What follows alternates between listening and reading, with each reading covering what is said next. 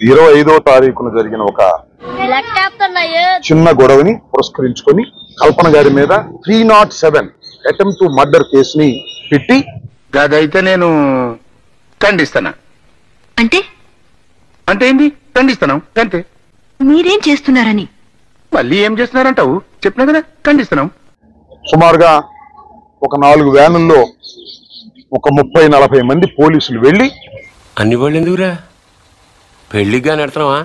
ఈ వలపర్ల కల్పన ఆ ఇంట్లో ప్రవేశించి ఆమెని మరికొందరిని అరెస్ట్ చేయడం జరిగింది. రేపొద్దున మళ్ళీ మా అధికారం వస్తుంది.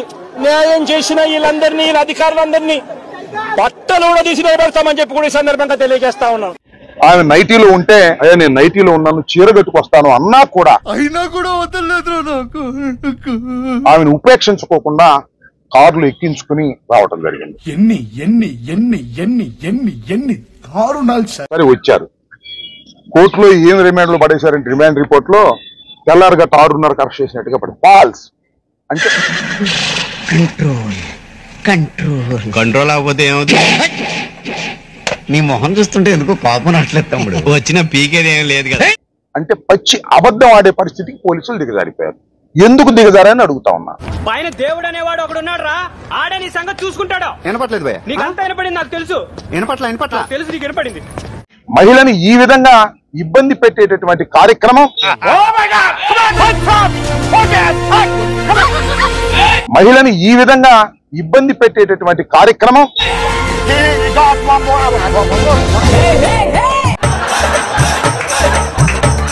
ముద్దాయిని అడిగారు, అయ్యా మిమ్మల్ని ఎప్పుడు పట్టుకొచ్చారు అనే మహిళ ఇద్దరిని కూడా, కల్పనతో పాటు ఇంకొక మహిళ కూడా ఉంది, మహాలక్ష్మి.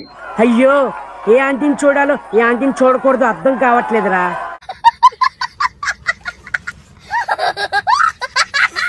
ఒక దారుణమైన పద్ధతి ప్రకారం ఈ పోలీస్ వ్యవస్థ పనిచేస్తుంది.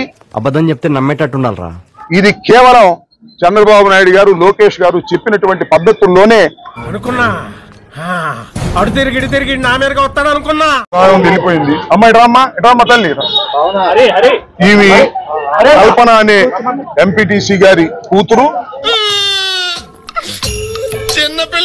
ఆమె తల్లి ఏదో ఆవేదనలో మాట్లాడుతున్నారు. ఎందుకంటే అర్ధరాత్రి వెళ్ళి పోలీసులు పట్టుకొచ్చేటటువంటి పరిస్థితి ఎవరు, వాళ్ళు ఏమైనా టెర్రరిస్టులా అని అడుగుతా ఉన్నా. ఎవడరా నువ్వు? బాధ్యత కలిగిన భారతీయుడు. నిన్ను చూస్తుంటే అలా అనిపించట్లేదు. ఎలా అనిపిస్తుంది తెలీదా? ఈ కల్పన గాని లేకపోతే ఇతరత్తా ముద్దాయిలు గాని ఏమన్నా టెర్రరిస్టులా లేకపోతే పాకిస్తాన్ వాళ్ళ?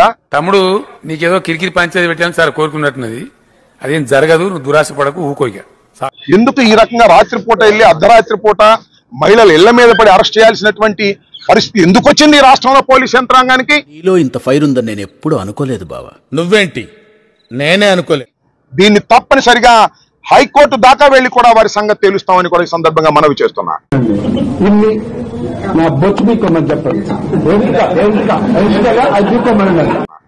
వాళ్ళ పాపం ఆవేదన పడతా ఉంది. దాని గురించి మనం ఏంటి అర్థం కాలేదు.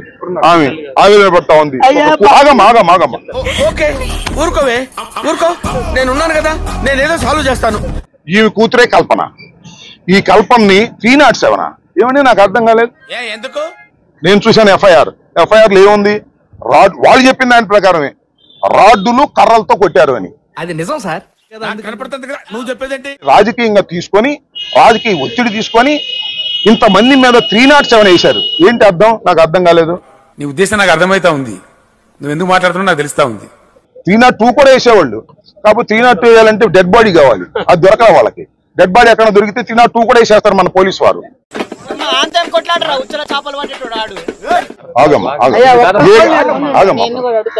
లోకేష్ గారు చెప్పారు, మా పోలీసు వారు వేశారు. ఎన్నాళ్ళు లోకేష్ గారు చెప్తారు, ఎన్నాళ్ళు మీరు వేస్తారు? నాకు అర్థం కాలేదు. ఎన్నాళ్ళు నీకు వెర్రి వేపకాయ అంతే ఉందనుకున్నాను రా, గుమ్మడికాయ అంత డెవలప్ అయిపోయింది. చూద్దాంలే. చూడటం కాదండి, మీరు చెయ్యాలంతే. సరే మీరు ట్రై చేస్తారన్నారంటే అది ఓకే అయిపోయిన